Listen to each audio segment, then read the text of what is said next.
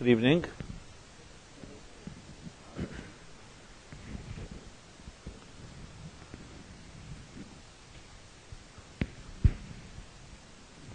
I welcome you all and begin with a question, a rhetorical question, which philosophers and thinkers and psychologists of all sorts have always, over the years, over the ages, have wondered whether the world in which we live and society in which we live, is it a fundamentally a good world or a bad world? I don't mean to put it in such simplistic terms, but a debate has been raging, as I said, over the millennia about whether people are fundamentally kind and good people or selfish and cruel. And there are arguments to be made according to each approach, with different proofs. You know, we've seen people behave the most atrocious and an unkind way to others, but we've also seen humans rising to high and great standards of nobility and self-sacrifice for their fellow, even for strangers.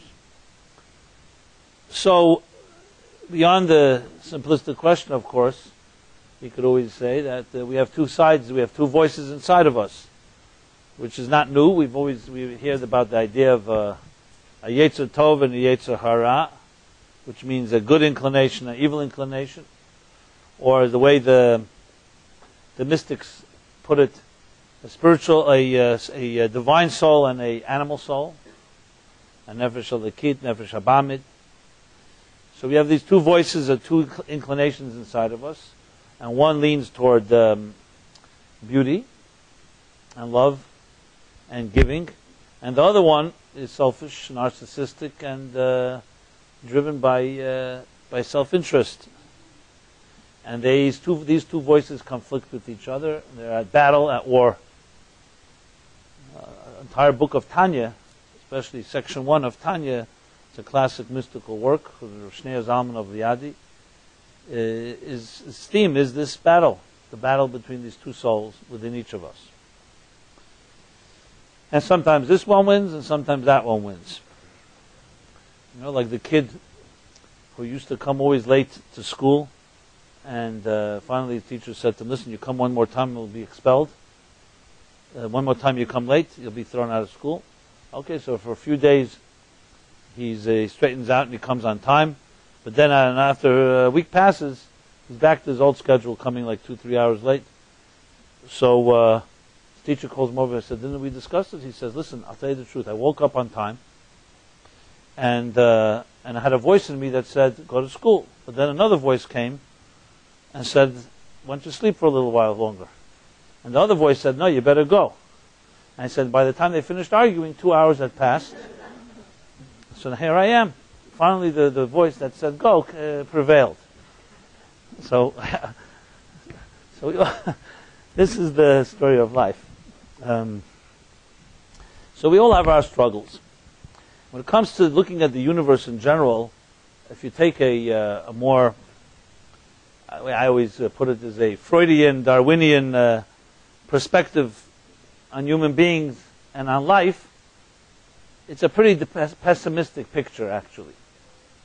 Because if the driving rule, cardinal rule of existence is survival of the fittest, and the driving force inside the psyche of a human being is the id, which is self, me, everything about me, and all the so-called civil rules that we write are superimposed to coexist, then essentially, when you cut to the heart of it, we human beings are really animals, interested in only one thing, ourselves. However, whether it's because of self-interest and self-preservation or other reasons, we develop a type of certain civility that allows for coexistence. red lights and green lights.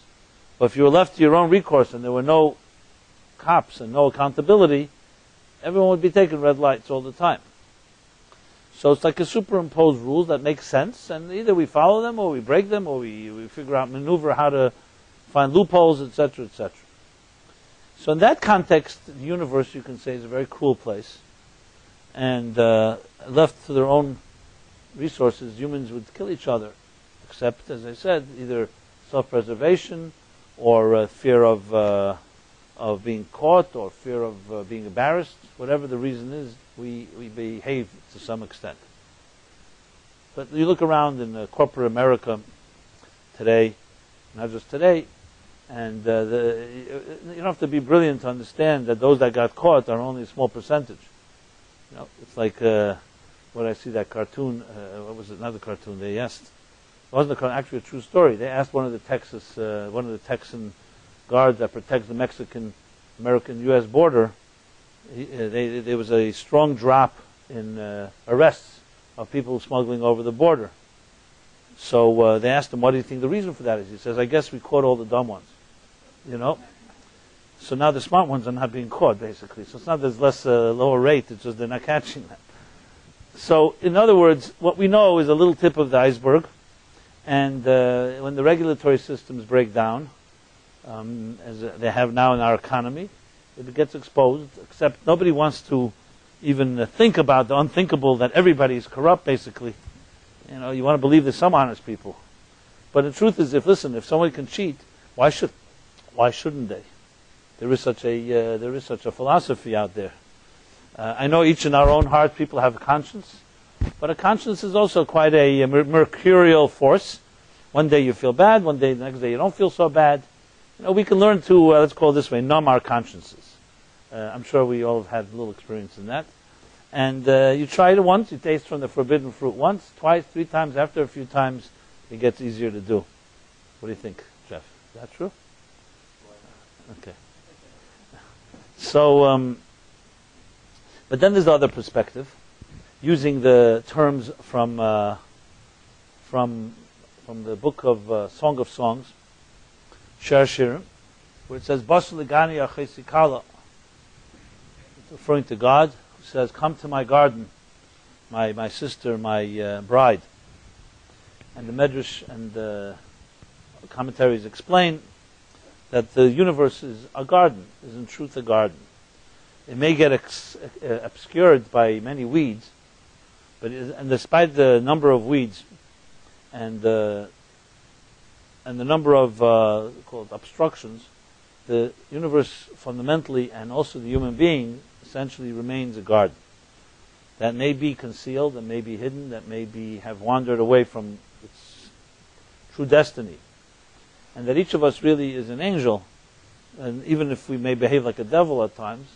So there's the angel hidden in there somewhere, as I've been quoting from Michelangelo.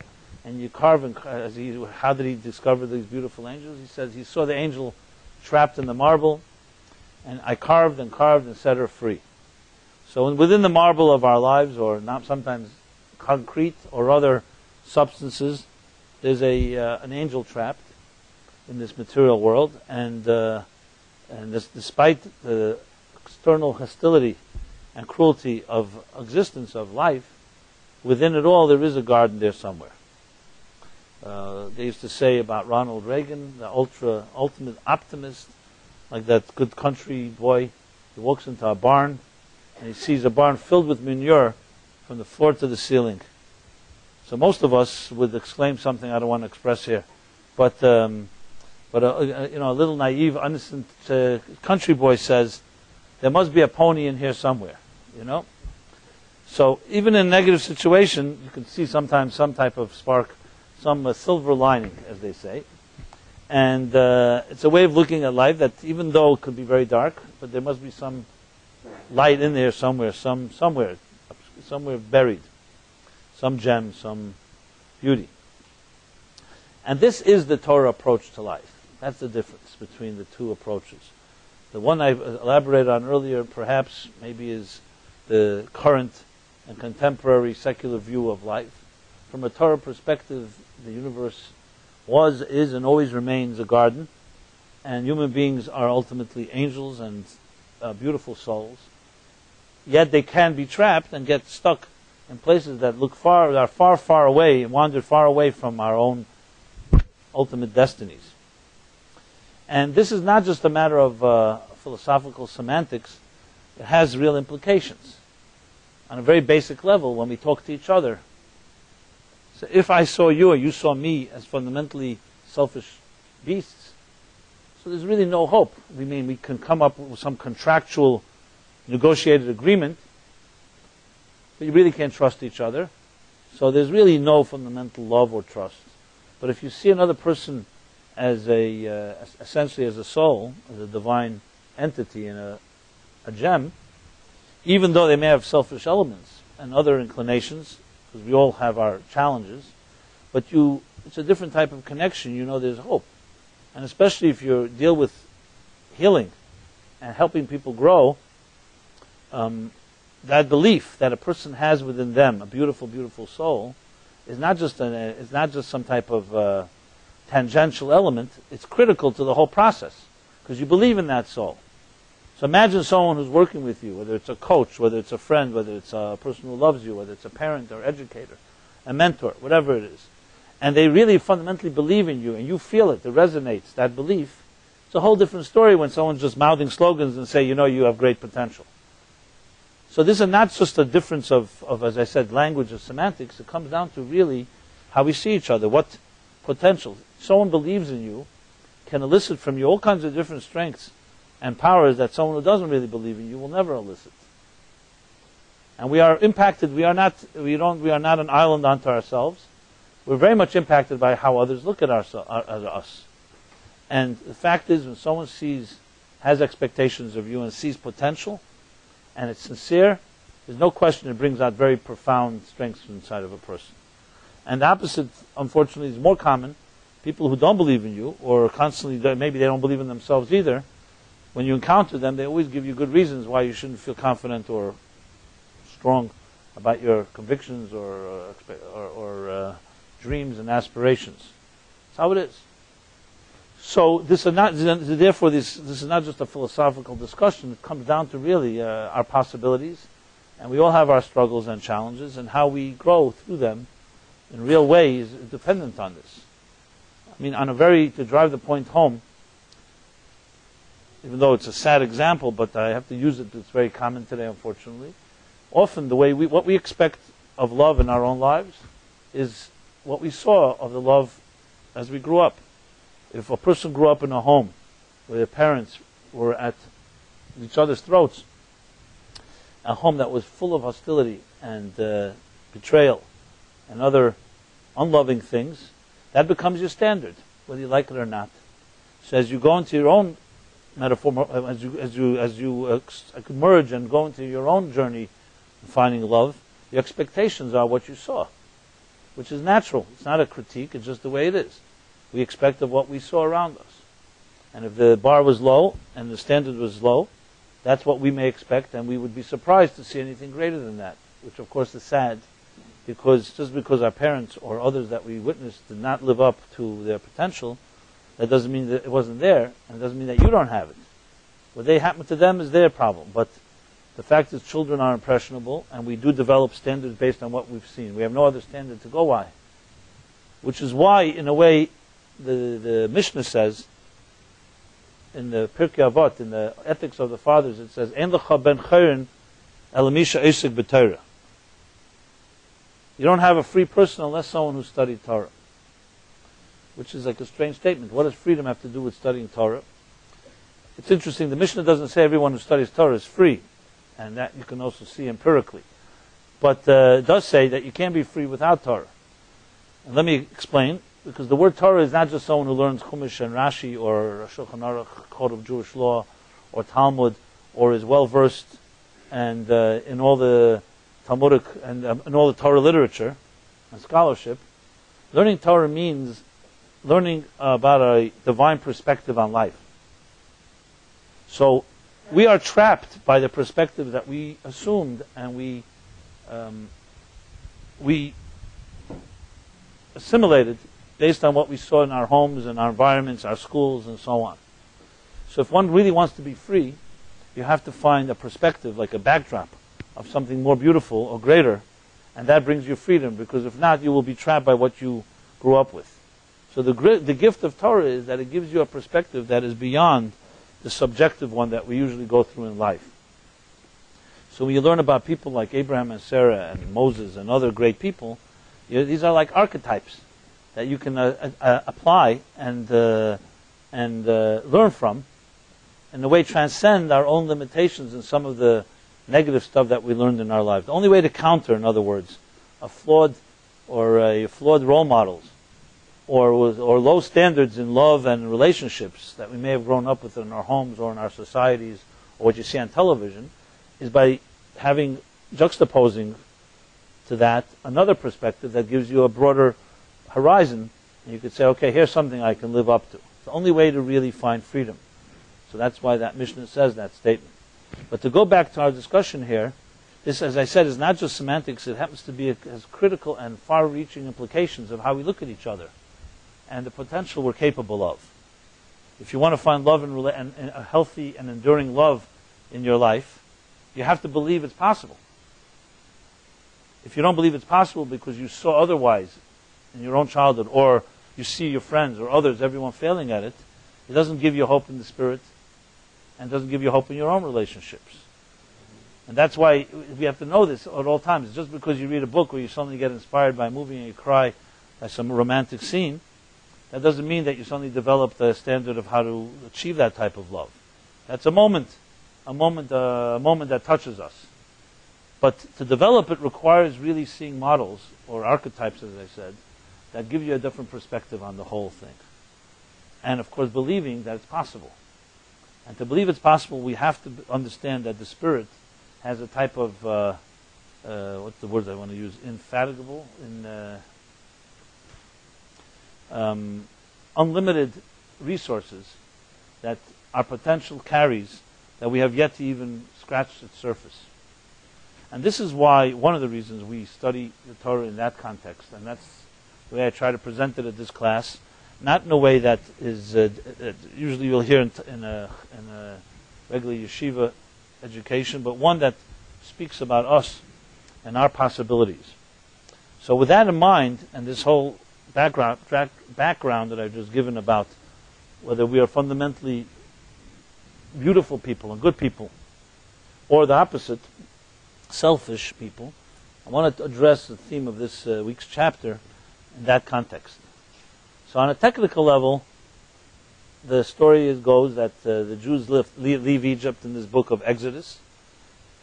And in this book of Exodus, the second book of the 5 books of the Torah, there are 3 central themes in this book. One is, as I said, the exile and then the exodus from Egypt. The second is the revelation at Sinai. And here in this chapter comes the 3rd central theme, and that's the building of the sanctuary. So around a year after they left Egypt, they're told, Moses begins this week's chapter, God commands him, Vayikhu litruma, go to the Jews and gather from them contributions, gold, silver, copper, and it goes through different materials that they all contributed.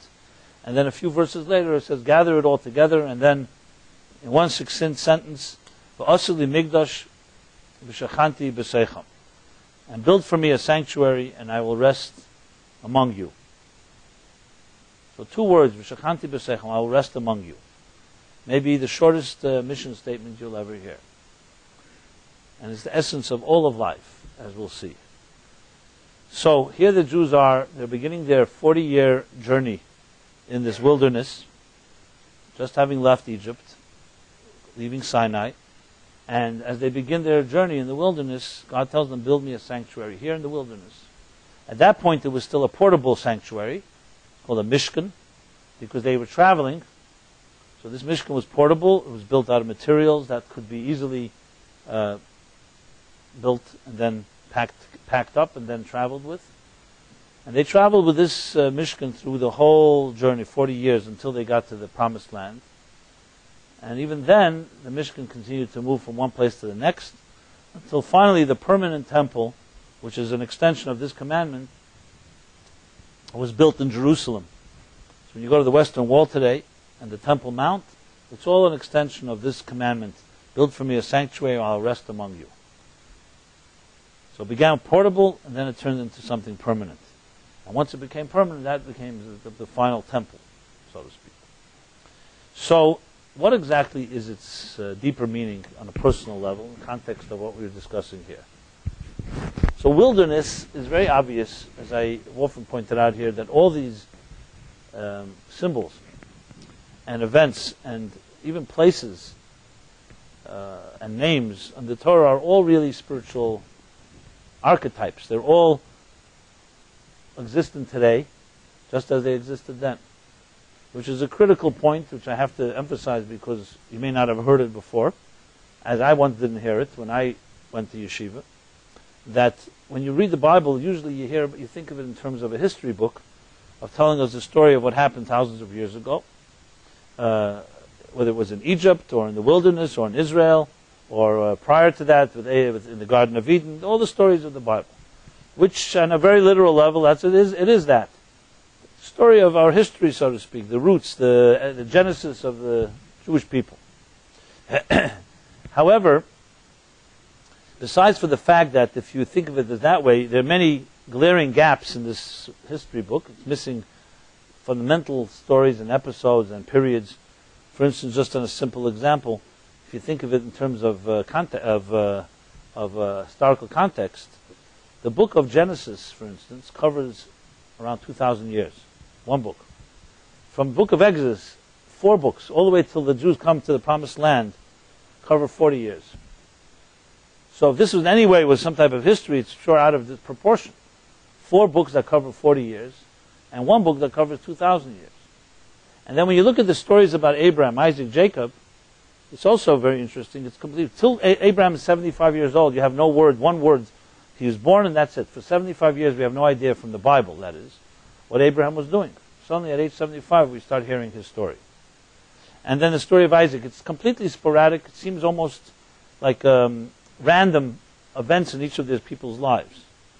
So the Zohar emphasizes and says that anyone calls the Torah a storybook is gravely mistaken, and as a matter of fact, the Zohar uses even stronger terminology, which I won't repeat, and basically misses the whole point. So what is the Torah then? If it's not telling us the story in some type of balanced way, what is it? So the mystics and the scholars put it this way, and I quote from the Shalah. Shalah says, it's a very radical statement, and I guarantee even if you went to yeshiva, you probably never heard this. That's how interesting the statement is.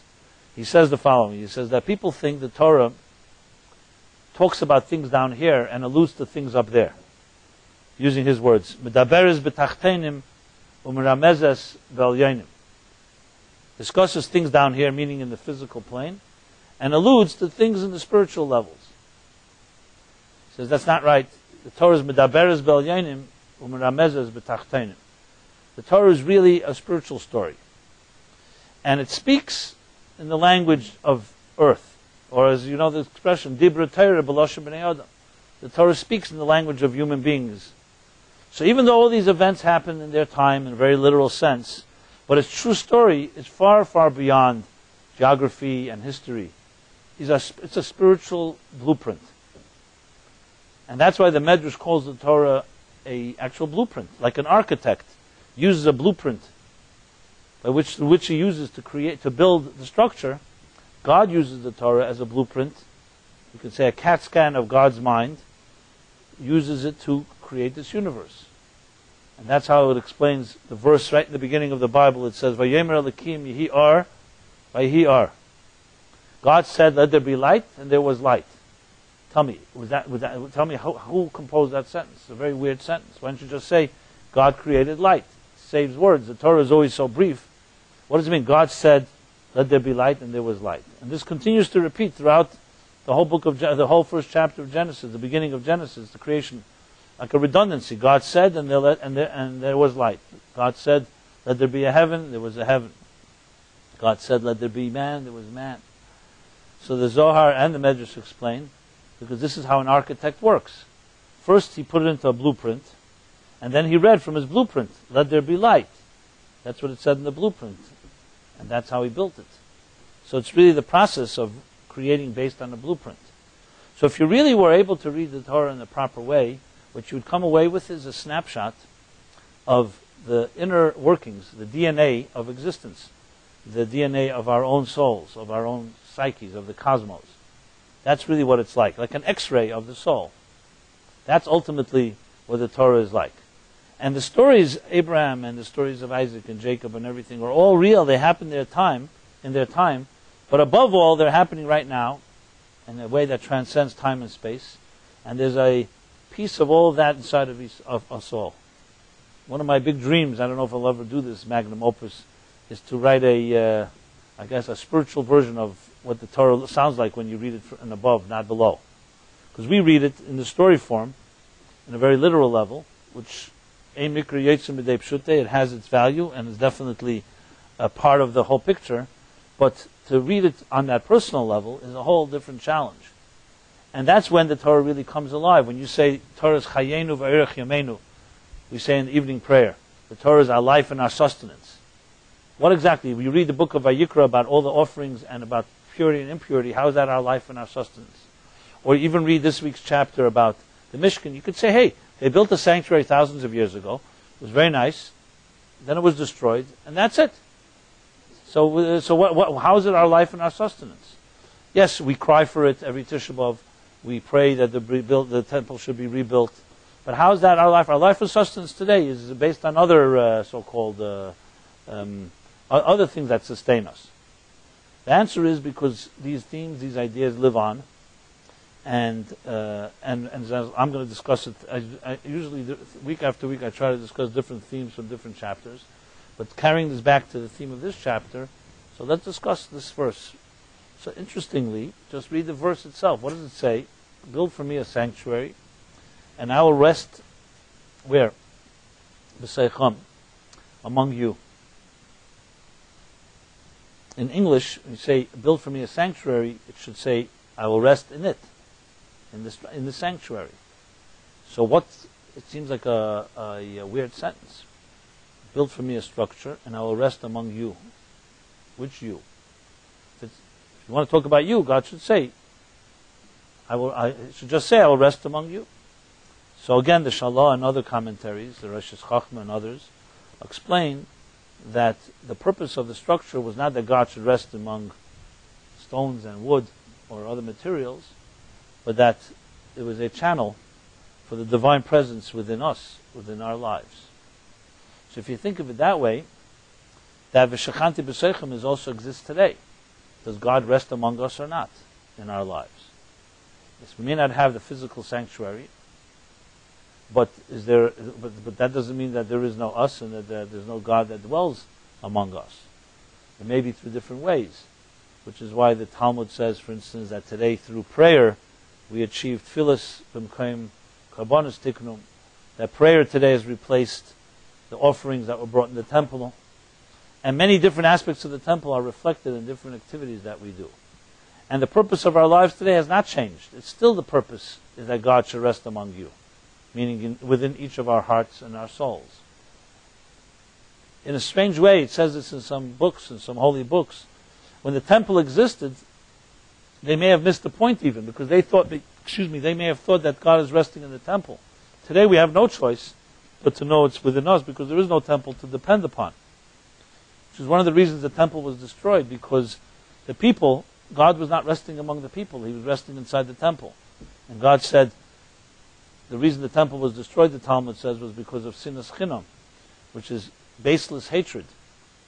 So people are hating each other. Where's there room for God in their lives? So once there was no longer a container to contain the divine in people's lives, there's no purpose for the structure. This isn't about some type of nice activity. You escape into the holy temple and you find God. If God does not rest among people and there's no love and there's hatred, there's no room for a temple. The temple has no purpose. So, to take this theme a little further into context of what I was saying earlier, Jews are beginning their travel in the wilderness. Clearly, the temple was meant to be the sanctuary was meant to be exactly what a sanctuary means, like an oasis.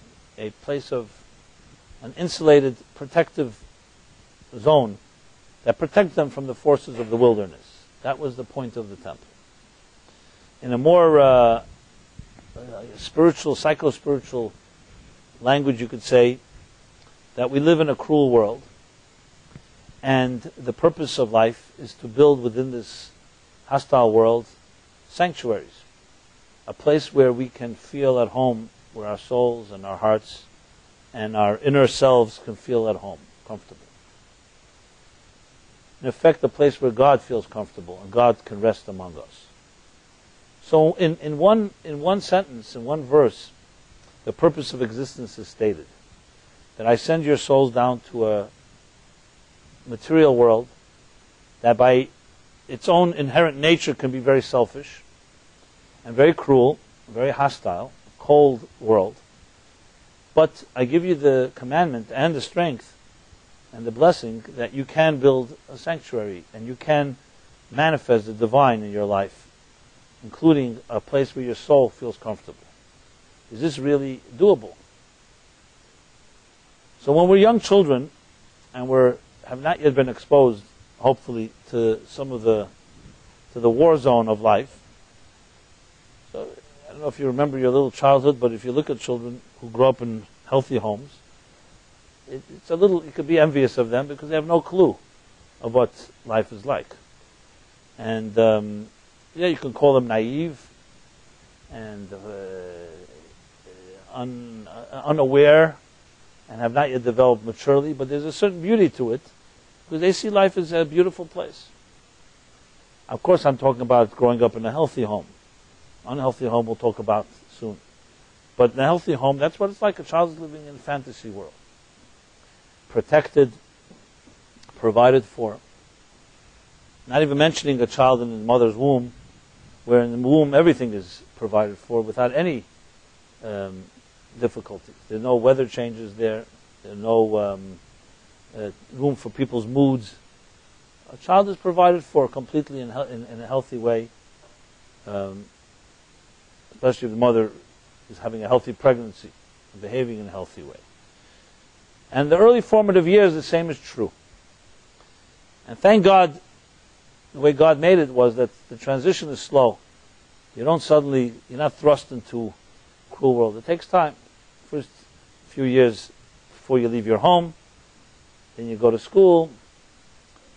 School, you still live in a certain type of, cocoon.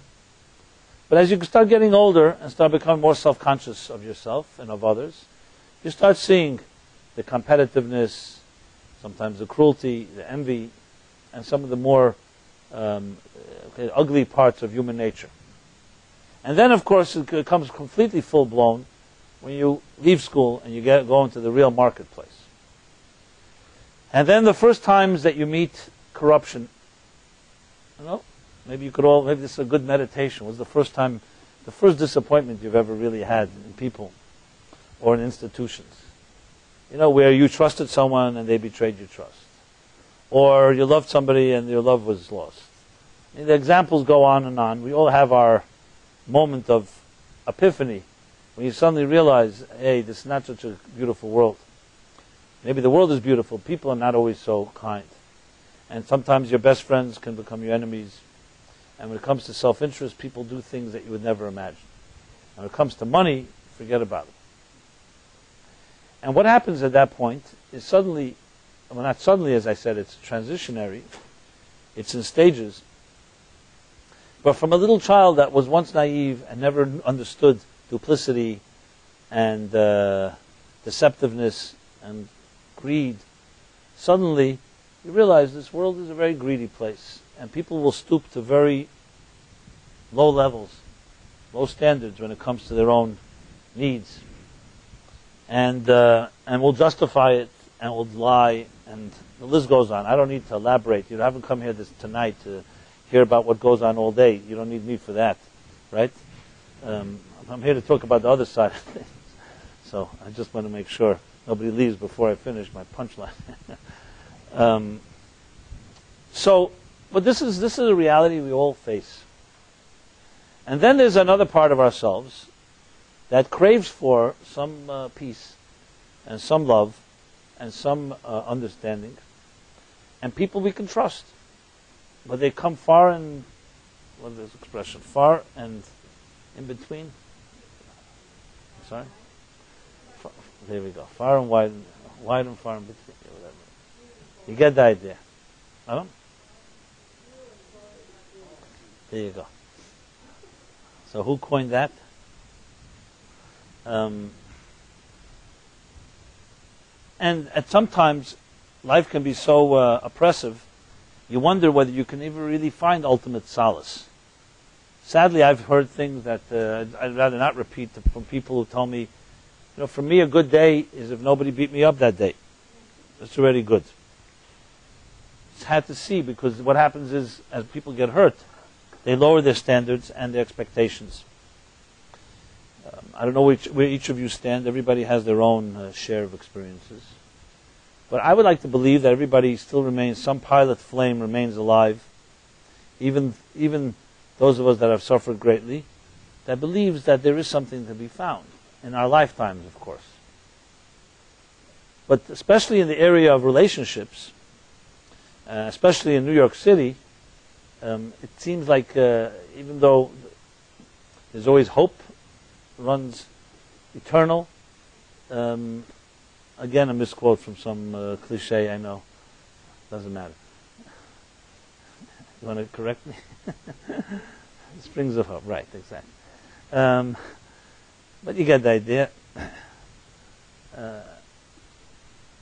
But then the clock ticks, and we get older, and I'm not trying to depress anybody, and you wonder whether, am I going to find real love in this world? Enduring love. And how much do I have to compromise? And so on. So all these questions are actually the theme of this week's chapter, if you really think of it in personal terms. So it's exactly what was going on then. The Jews had just left Egypt, oppressed for 210 years, a real Holocaust. So their scars were still, the wounds were open. So they received the Torah, and they had many gifts and blessings. And then it begins, it's not like they suddenly enter in the promised land. A new journey is starting, and it's a wilderness called Midbar Sinai.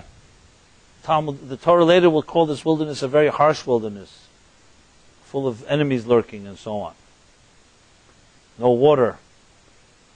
So if you think of it in psychological terms, as I said, think of it in its eternal message, not as just a geographical location somewhere in the Middle East, but something inside of us. We all have our wilderness that we live in. A real wilderness, a real midbar that is void of life, civilization, of sustenance. And you can get very depressed when you look around how people treat each other. Yes, it's true, as I mentioned before, and I should mention again, there's plenty of acts of love and nobility and beauty. I'm not dismissing that. But when you look at the entire equation, there's a lot of pain, and there's a lot of oppression and a lot of injustice that human beings perpetrate on each other. So before they begin this journey, God tells Moses a critical message. Tell the people, and this includes us, not just the people then, that there's hope. You have the power. I'm giving you here the power and the mitzvah. Mitzvah comes from the root connection. I'm giving you a connection. You can, in your wilderness, no matter how barren and how difficult your challenges may be, you can build a sanctuary. And I will tell you how to do it. And that's why the Torah now begins chapters that elaborate, not once, not twice, 3 times, with all the brevity of the Torah when it comes to building the temple. It's probably the most elaborate story you'll read in the entire Torah. First commandment, exactly how to build it, from what materials, every detail, down to the detail, the measurements. And then the next chapter, when they actually build it, it's repeated again. And then a third time, when they finally erect it and they put it up, again all the details are summed up. Truma, Tetzava, KiTissa, Vayakal, Pekudei.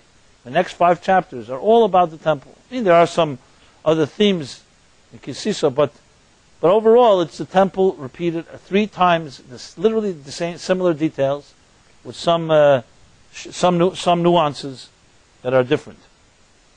And again, it's inconsistent. When you look at the Torah, you'll see other stories that seem to be much more important. You don't hear every detail. Why do we have to know how many cubits and how long and how wide and how every detail was measured? Why do we need to know that? I mean, if you think of it from an oral Torah and written Torah, it could have been written in brief, and the oral Torah could have interpreted as it does with many other verses in detail. But here the written Torah feels it necessary to go into all of this detail. The only real answer for the question is, of course you could say the Mishkan is very important, but there are many things that the Torah, for example, putting on tefillin, you need a whole section of the Talmud to tell you exactly how to put on tefillin because it's too cryptic in the Bible. And tefillin is just one mitzvah, just to put it on your head, on your arm. And you still don't know from the verses exactly how to do it. And the same with so many other mitzvahs. So it's not because you have to actually do it that the written Torah doesn't always elaborate on everything. The ultimate answer is because the Mishkan is the most important thing in life, in our lives. There's an entire book called Teres Ha'ela, written by the Ramah, Rav Moshe Isserlish. He is also known as one of the codifiers of Jewish law. You've heard of the Shulchan Aruch, right? So the Shulchan Aruch is called the Code of Jewish Law. So there are different versions of it. The first codifier of Jewish law, just as a tangent, a footnote, was Maimonides. Rambam was the first one that codified, took all the Talmudic literature and organized it under sections, the laws of Shabbos, the laws of kosher, the laws of the temple, the laws of and so on. Purity, impurity, etc. After him came other called poskim, or others who codified Torah law. You have the Rosh. The next big one is the Tur. And then comes the Beis Yosef, Joseph Caro, who did what's called the Shulchan Aruch. And he had a commentator called the Ramah, who lived in Germany. And as a matter of fact, many of the things of the Ramah are more for the Ashkenazim, follow the Ramah more, and the Sfardim follow more of the Beis Yosef, who lived in Sfat. And the Ramah also, besides being a codifier of Jewish law, also wrote mystical works. And one of his dominant is called Torah Sa'olah. Literally, it means the Torah, the doctrine of Olah was the name of one of the offerings, called the elevated offering. And the entire book is dedicated to one fascinating theme. He takes every detail of these chapters about the Mishkan, about the sanctuary, and explains its spiritual, mystical, and personal dimension, based on the principle that the Mishkan was a microcosm of the human being. So I once discussed this a few years ago at length and detail. I'll just touch upon a few key points. The Mishkan that we're talking about here is built in 3 sections. There were 3 parts to the temple. One was called the Oil Moed, which was like the outer courtyard. Then there's the Kodesh, or the Azara, the Kodesh and the Kodesh Kadashim, the Holy and the Holy of Holies. And they explain, many commentators explain it, that this is like the 3 parts of a human body: the head, the chest and the heart, and the legs. So the Holy of Holies had one vessel. It was called the Aron, the Holy Ark. The Ark had within it the tablets and the Torah. So that's comparable to the mind. The central nervous system is the Holy of Holies, which is the mind, the head. The next section in the sanctuary had 3 vessels. You had a menorah. Menorah was the candelabra that was lit every day. You had the shulchan, a table, where they brought fresh loaves of bread, or baked. And you had the mizbeach, the internal altar. And here they explain this is like the 3 parts: the right arm, the left arm, and the heart. Or in Kabbalistic terminology, chesed, gvura, tiferet. Okay? Which is, chesed is love, gvura is discipline, and tiferet is the heart, is the center plane. And then the outer section of the temple is compared to the extremities. The legs is the largest part of the temple, like it is with the human body. As you travel upward, the head is the smallest, the chest is next, and the legs are the longest. As I said, I discussed this once at length, and there are, I believe, you can get the CDs of it, or I probably also wrote it up maybe in some articles on our website. The reason I'm mentioning it here is because what we have in this chapter in these chapters is an elaborate formula, like a comprehensive blueprint of how one creates an oasis in the wilderness of our lives. That's the bottom line. That we have the power to build a sanctuary. As life, as cruel and as challenging and as cold and hostile the world around us is, we have the power in this wilderness to build something permanent that will serve as a true, the word is not escape, but a true oasis, a true environment that is warm and beautiful amidst all the darkness around us. So, if you grew up in a beautiful home, and I use the emphasis on the word home, and I don't mean beautiful, I don't mean physically beautiful. Because the difference between a home and a house is this. A house perhaps is a shelter. It protects you from the elements, from rain, snow, cold, from strangers, from thieves. But the question is, besides protecting you, does it give you anything? You know, they tell that story of God, his own, they say God, his own sense of humor. So, there was the two homes, the two families that lived in a town, in one of the shtetls. And one was blessed, they were both blessed. One was blessed with a lot of children, and one was blessed with a lot of wealth. Okay, so one family had like 11 children, and no penny to their name. And another home, God forbid they didn't have any children, but they were very wealthy. Okay. So came the day before Yom Kippur, the eve of Yom Kippur, and when in heaven they make all the big decisions of like what the year will be like, the destiny for each person's life. So as luck would have it, the wealthier family, they were friends. So she calls up her friend, she says, listen, since you may want to go to shul for Yom Kippur, why don't you bring your children over to my house? We have everything we need here, the wealthy home. I'll have someone watch over them, and we'll go to shul together. Okay, great.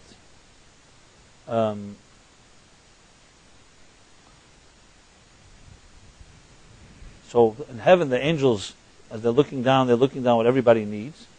So they see these two homes. They see one home is cold, is dark, and there's no children, because all the children went over to the wealthy home. They said, this home needs to have children. So they gave a blessing. There should be another few children in the next few years. The other home, they saw full of children. They said, they need more money to support these children. This is when the twist of the wires get a little twisted. So sometimes, the blessings come down, but they come down in the wrong directions, and they need a little correction, which we can achieve. The reason I tell the story is because you go into a home, you can have a home that's very opulent. As I remember someone sharing with me, she grew up in France. She grew up in an aristocratic home and family. Everything she needed was there financially, but there was no love in the home. She told me about the nights she used to spend waiting for her parents to come home. She had a palace. Everything was there. She had sculptures and paintings and every toy, every game, but there was nothing that resonated with love. And the first time she went into a home where she found love was none of this opulence. It was like a poor home, but she saw the love. And obviously we all would love to be able to say we should have both blessings together. And I bless that on all of us. But sometimes you can have a house and you don't have a home. A home, the way the Talmud, and especially the mystics, explain a home, a dira. Let me explain what a home is. We all, what are they called? When we go out into the world, there's different masks that we wear as we project to different people. You meet different friends that you have, and each person you show a different face. We live in a world we adjust to the people around us. Where is there a place in your life where you can really kick off your shoes and just be yourself? Is there such a thing? Do we have the opportunity to do that? So if we grew up as I said earlier, in a healthy home, you have an opportunity to do that because your parents, who loved you unconditionally and nurtured you, built a self-confidence that you feel that comfort and you just know that you are entitled and deserve it. If you grew up in a battle zone, in a home that you didn't get that nurturing, what it ultimately does is undermines your right to have such comfort. And therefore, the rest of life can often be always hostile. You always have your guard up, and you don't have the ability to ever let down that guard. And we develop these very sophisticated defense mechanisms and hard armor that's very difficult to pierce. So then you meet somebody in your life, you date someone, and maybe you don't show that armor right away, but as soon as you feel threatened or vulnerable, that armor comes up because you have not learned to be able to be comfortable with yourself. I don't know if this resonates with anybody here. Maybe none of you have this issue. So if you don't, just share it with friends that may have it. These issues do exist out there. So we develop, sometimes to our own detriment, we become our own worst enemy. You've developed such sophisticated mechanisms, you yourself can't even free yourself from it. And you don't know when to let go, when not to let go. And then when you do allow yourself to be vulnerable a bit, you can get hurt. And then you run right back into your protective zone. What are all these extraterrestrial noises I hear? Huh? Don't worry, it's not as bad as... it always reminds me of the chicken one in for another time. I think I told it once and somebody was insulted by it. Huh? Right? I should tell them? I don't want to insult anybody. It was actually meant to be humorous. It was quite endearing. So I did a Shabbaton once in the Kabach Shul, and it was like they served the chicken, and then I got up to speak, and suddenly I hear the cry of a rooster. I mean, we not only I heard it, we all heard it. Let me get that straight. We all heard this call of a rooster, and first I said, wait a second, I just saw the chicken. Maybe they didn't slaughter one of the chickens or something. It's running around, a chicken. And then we discovered that some chickens sound like cell phones. Okay, let's put it this way. So I told this story actually, and somebody pointed out to me that they took the message that I was saying that people leave their cell phones on the Kabach Shul. So I just want to say for the record, it's not just in the Kabach Shul. In many shuls, these things happen. Sometimes the cell phone goes off. It was not meant to be reflective on that shul. It's just the story. I would just always remember, whenever cell phones go off in the middle of a talk, I always find this to be a good distraction in case, to break up the intensity of the discussion. Okay, no connection to sanctuary or to anything. At least not ostensibly. So what we have is a situation, and you see this quite often, sometimes an imbalance. Some people are just too vulnerable and get hurt, and some people have become so invulnerable and that they've concealed the vulnerable part inside of themselves. So this idea of building a sanctuary, of building a home for your soul, and let me tell you why I'm saying soul, even though it says, V'shechanti b'seichem, I will rest among you. What does it mean God will rest among us? Let's not forget, us is each of human being that was created in the divine image, as the Bible says in the beginning, B'tselem Elokim. The question is whether you're aware of it, where the divine rests among you, within you, or it's concealed. The sanctuary's purpose is to help reveal the divine within us, which is the soul within each of us. So if you can't create a home, an environment where your soul is comfortable in this world, you will never be able to really create a relationship that can be enduring. This includes a physical home, but I'm not just referring to a physical one. It means a place where you can be yourself and you don't have to masquerade to satisfy other people's needs, which is what we do most of the time. Whether you're in business or in some other way, you're selling something or buying something, we are always in a process of negotiation, of projecting, and having to satisfy different people.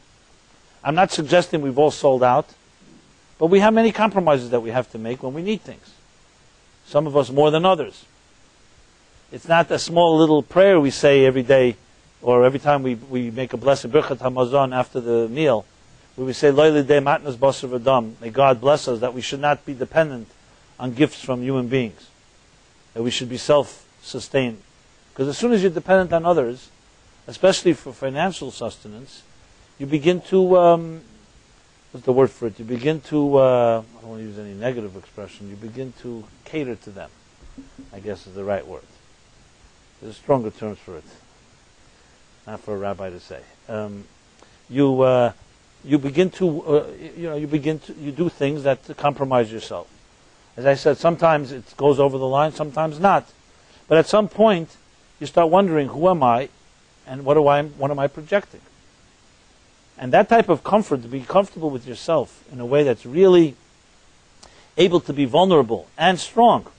Let's put it this way, to celebrate your vulnerability is not such an easy thing in this world. Because either if you're vulnerable, you can get hurt. So how can you be strong and vulnerable at the same time? Many of us don't understand how that's possible. That's possible when you know how to be comfortable with your soul. And it's about you and you yourself, between you and God. And that takes a lot of work, which is why the building of the sanctuary is so elaborated upon, to give us the true tools how to build something like that in our lives. And every one of the vessels, starting from the ark, and the menorah, and the table, and the altar, and the outer altar, are all components that teach us how to transform a part of our lives and turn it into a home for the divine. So it's all about understanding that we have two realities. One is the hostile world around us, that you either have to escape from or become part of. That's how most of us think of it. But in truth, there's another option, and that is that you have another life inside of you, your inner life, your soul. And your soul can become comfortable if you build a home for it. And when you build a home for it, then when you enter that hostile world, you have a clear boundary and understand, I'm entering there, I don't have to be afraid of it, I don't have to compromise myself, and I also don't have to escape from it. So you'll find people, when they deal with the challenges of life, either go one extreme or the other. Either you escape or you become part of it. You're either part of the problem or part of the solution. And escapism is just another form of not being able to handle it. So what most of us do is compartmentalize. What God is telling Moses in this chapter is saying, you're living in a wilderness. That's a fact. But you have the power to build something there. And once you build it, you will have protection, and you'll be able to handle the wilderness as well. It will not vanquish you because you will have your core center. And how does he begin telling us how to do it? It's interesting. Not through spiritual meditations, and not through prayer, and not through study of Torah.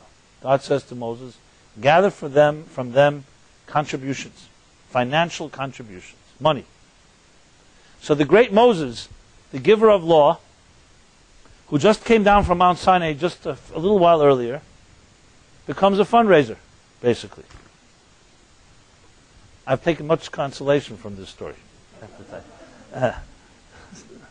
He becomes a fundraiser, which is interesting. Why? Because it's a strange division of labor. Everyone knows Moses could have used his time much better to teach, to inspire, to answer questions, to counsel, give counsel, and so on. That's what Moses' strength is. Why don't you hire someone else to become the fundraiser? You see, God has no problem with delegating. For example, it comes to architect of the Mishkan was not Moses. It's Bezalel. So it's not like Moses is given to do everything. Bezalel is the actual architect. He's the builder, contractor, whatever you want to call it. Moses guides him, but he's the builder. So clearly there can be a division of labor here. And yet God says Moses himself is the one that is told, you go and collect the contributions. And not spiritual contributions, as I said, very physical ones. Kesef, Zov, Necheshes, gold, silver, copper, materials. People donated their services. The weavers wove. I mean, the Torah elaborates how everybody contributed. But it was Moses that initiated it. Which is an interesting, you could say almost paradox. You're going to build a sanctuary for divine and for the soul. Why do you have to connect it with money altogether? This is like a spiritual activity. As a matter of fact, the world of money is where the world of hostility exists, and that's where the wilderness is. Because money creates competitiveness, and money creates greed. And all the self-interests that are driven by money really undermine the building of anything that's spiritual. As the Meraglim, the scouts later will say, when they see the promised land, they say, Eretz Eichel Shishveh, it's a land that consumes its inhabitants. Wall Street is a land that consumes its inhabitants. How many people maintain spiritual integrity in a place where there's such competition, so much pressure to succeed, and all of that? How could you even remain spiritual in a place like that? And yet, you see that God doesn't just say, create a spiritual oasis. He says, take the money, take the hostile and the cold and selfish world, and create from that, you'll create a sanctuary. And you'll find this paradox throughout the Torah. It's very interesting, especially if you study and contrast between other mystical systems, like, let's say, Far Eastern mysticism, or other mystical disciplines. You'll always find that the mysticism is directly in proportion to asceticism, removing yourself from the material world. You never find mysticism within the material. You find it when you really go away from the material. And if you want to meditate, and you want to find some type of deeper spiritual unity, you have to get away from the rat race, basically. Judaism is the only mystical system that says that you can find more spiritual power in materialism than in spiritual worlds. Which seems like a paradox, right? But it isn't, because for one critical reason, as the mystics explain. Because God is not closer to the spiritual realms than he is to the material realms. So usually we think of two worlds. There's the materialism and there's spirituality. And God is the spiritual and material is the physical. It's not correct. In Jewish thought there are three levels. There's the material, there's the spiritual, and then there's the divine. When you say, for example, Kedusha, holiness, sanctity is not just spiritual. And a simple example would be, you can be spiritual and you can also be arrogant. There are spiritually arrogant people. They feel elitist. They feel they're superior to their material counterparts. When it comes to the third level, the key thing that shines inside of a person that's divine and not just spiritual is humility, bittul. Not about you. In Tanya and other places there's an expression, yesh misha oyev. A spiritual person can be a very, very arrogant person. I am so spiritual that I am connected to God more than anybody else. There's such a phenomenon too. And being divine, however, is beyond material and the spiritual. The way one of the Kabbalists puts it is like this. It's an interesting statement. He says, God has the power to create the finite as much as he has to create the infinite. Because to say that God can create infinity and cannot create finite, that itself is finite. That itself is a limitation. So think of that twist. To say something is infinite and cannot manifest in the finite is also finite. Because it's saying it's this and not that. Basically stating that God is beyond the infinite and beyond the finite, beyond heaven and beyond earth. So in the mystical structure of things, what you have is really three levels. You have matter, spirit, and a third dimension that is able to integrate the two. I believe this is unique to Jewish mysticism. I've never seen in any other school of thought this third dimension on that level. And that's why when King Solomon says to God when he builds the temple, so there's an expression in Tanakh, in the book of Kings. So King Solomon says to God, in a surprising tone, he says, Shamayim v'shmei shamayim lo yichal kalucha.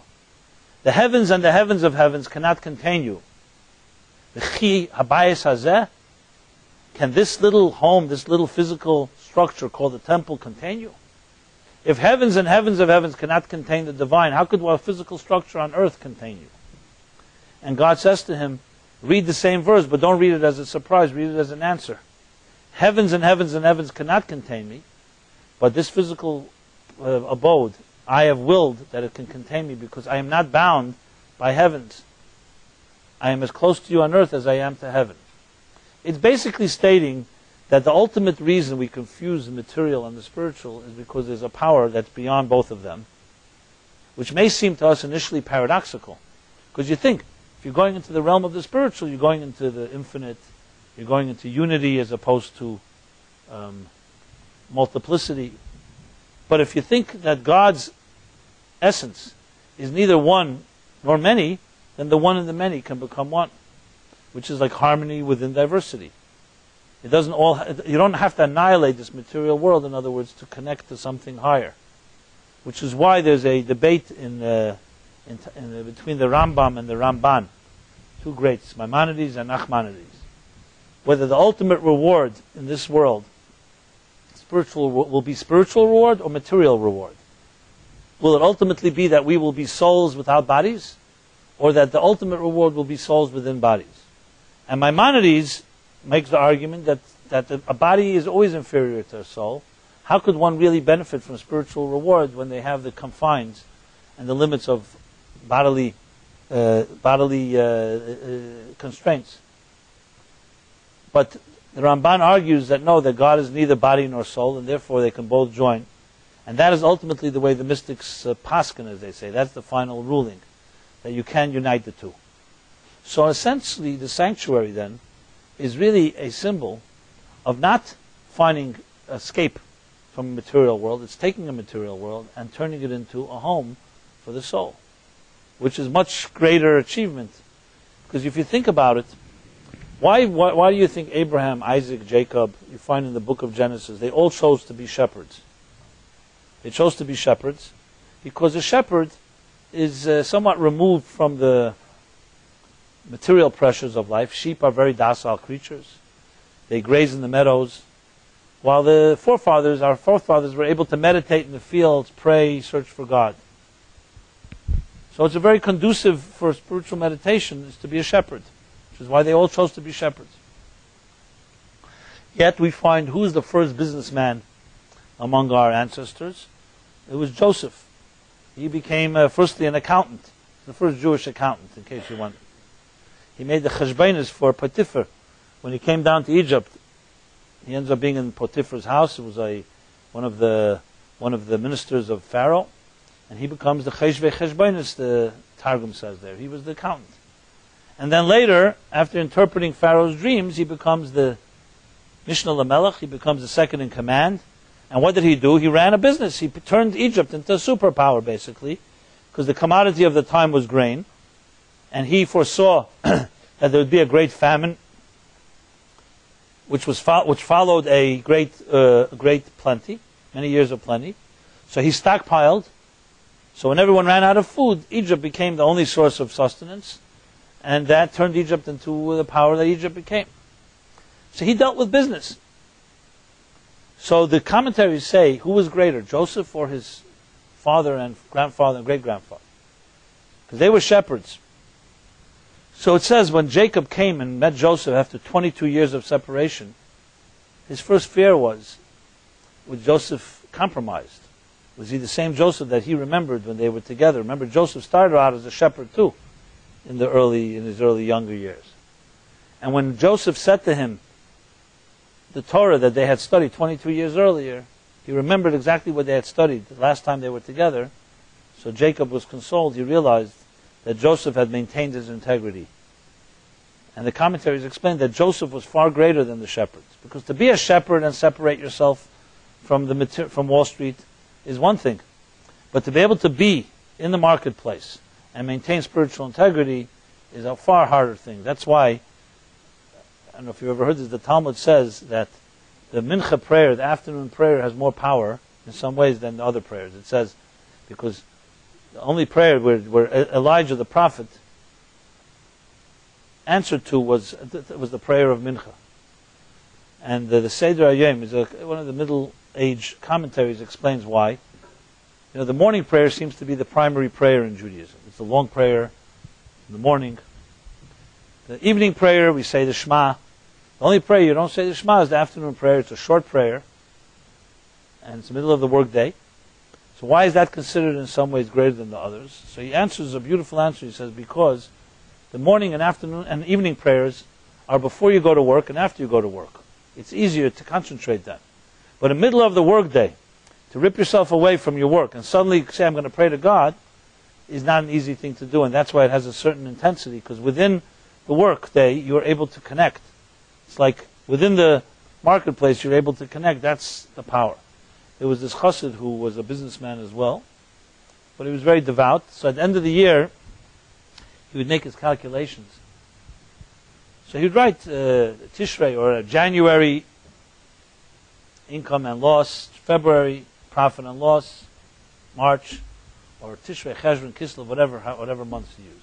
When it came to the sum total, instead of writing the number, he wrote Ein Eid Milvadei. There's nothing but God. So you have this balance sheet that he had, this profit and loss statement rather, and you have your, January there's a figure, March, February there's a figure. At the bottom is nothing but God. So the question was asked about him.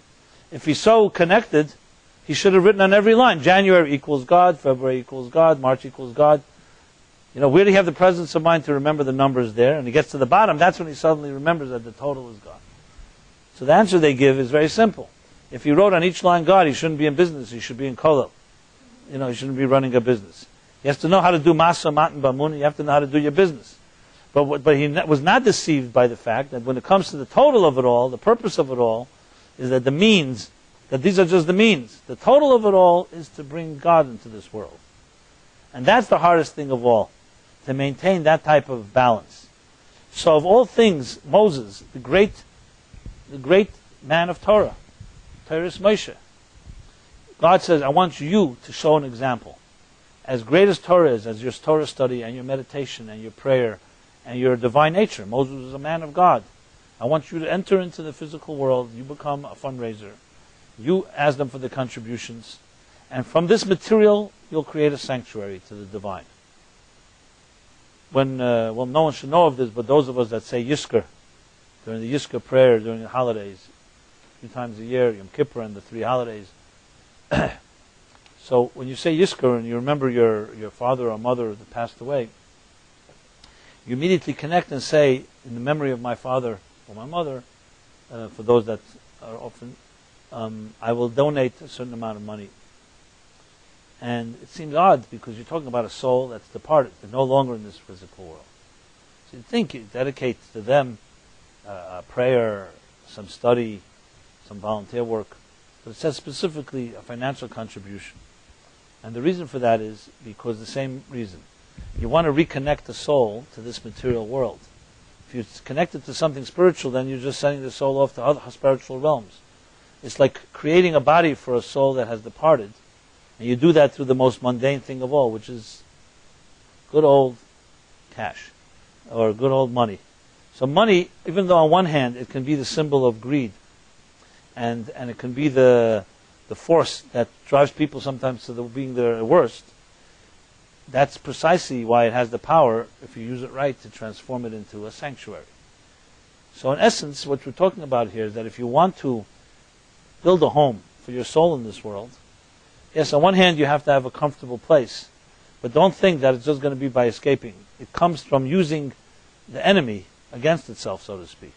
If the enemy of unity is materialism, because everything that's materialistic divides us, and spirituality is what unites us, if you can take your material life and turn it, the arrow the other way around by helping someone else, what you're doing is weakening the hold of the selfish world on you.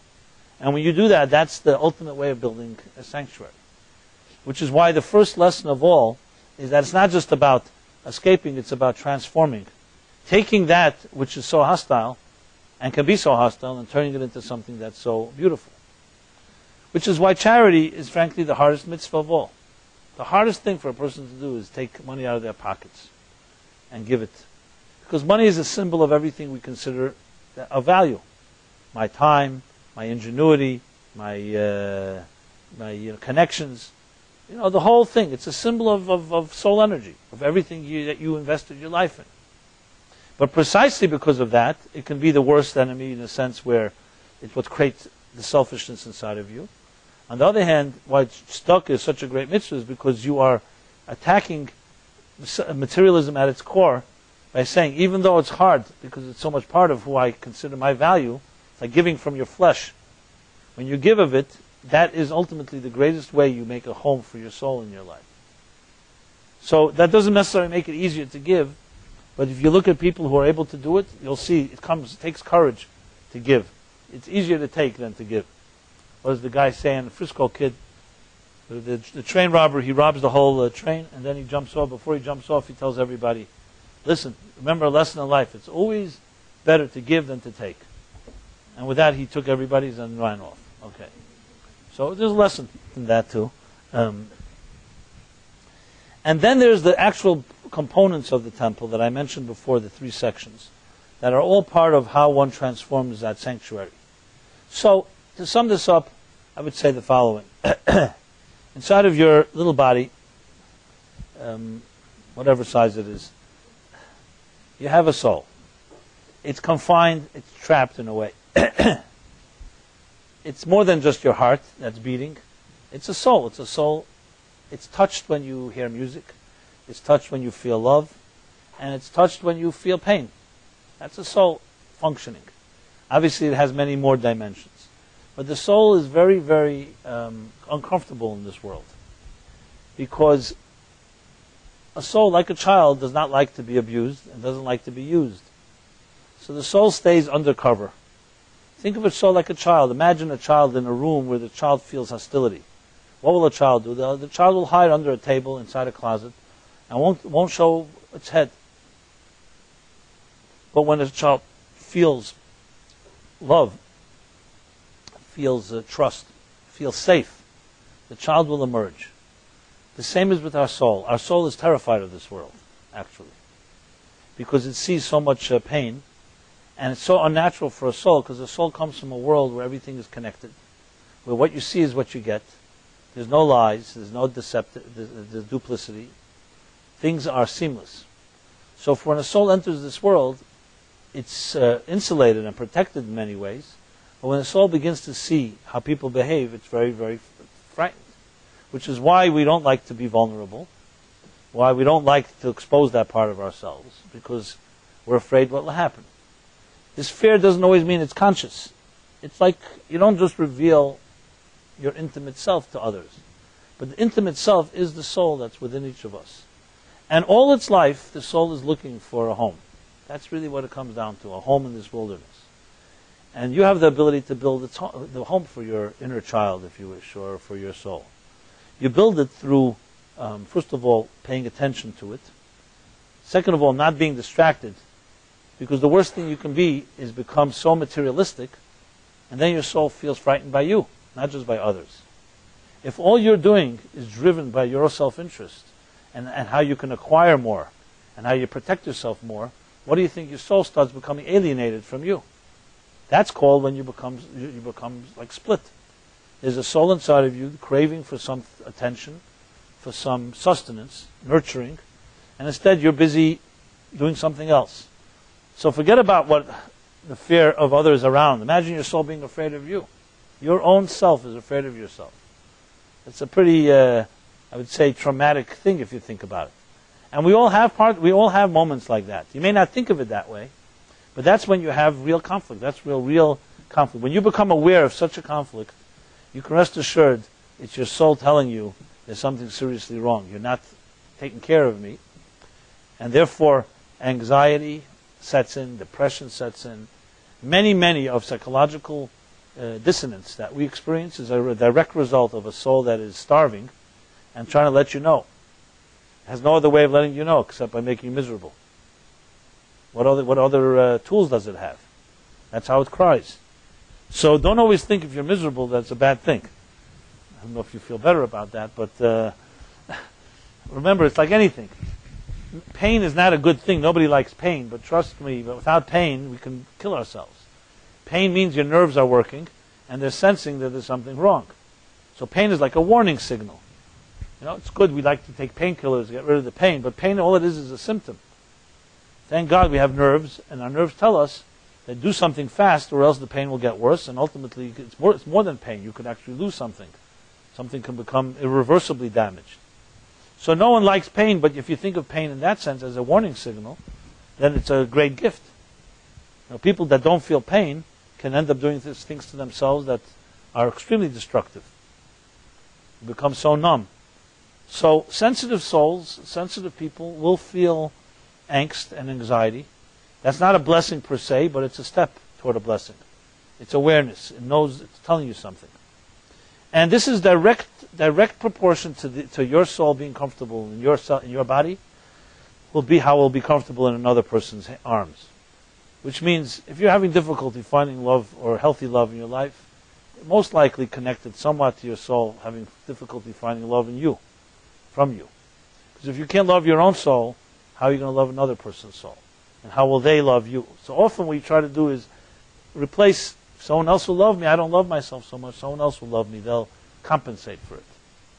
I'd like to see if that's ever worked. For short term it can work, but it doesn't really ultimately work because it's like what the Kotzker Rebbe said, regarding, I don't think it was about relationships, but he once used this expression.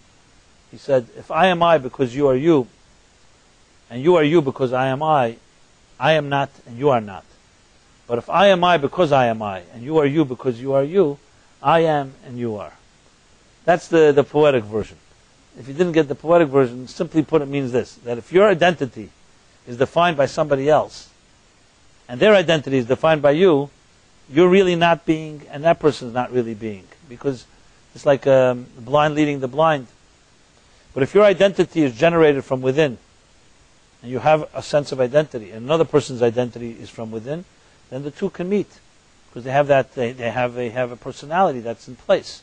You're not looking for a personality in your identity crisis somewhere else. Because Philip tells me that when he was a kid, he used to tell his grandmother, I wish, what did he say? I wish I were you. You know, when kids think, they think there was someone else, everything will go away. She said, if you were me, who would be me? You know, like that. So we all have different identity issues. The point of all, the bottom line point is this: within this harsh wilderness is a soul. The soul is looking for a home, and you have the power to build it. That's the bottom line.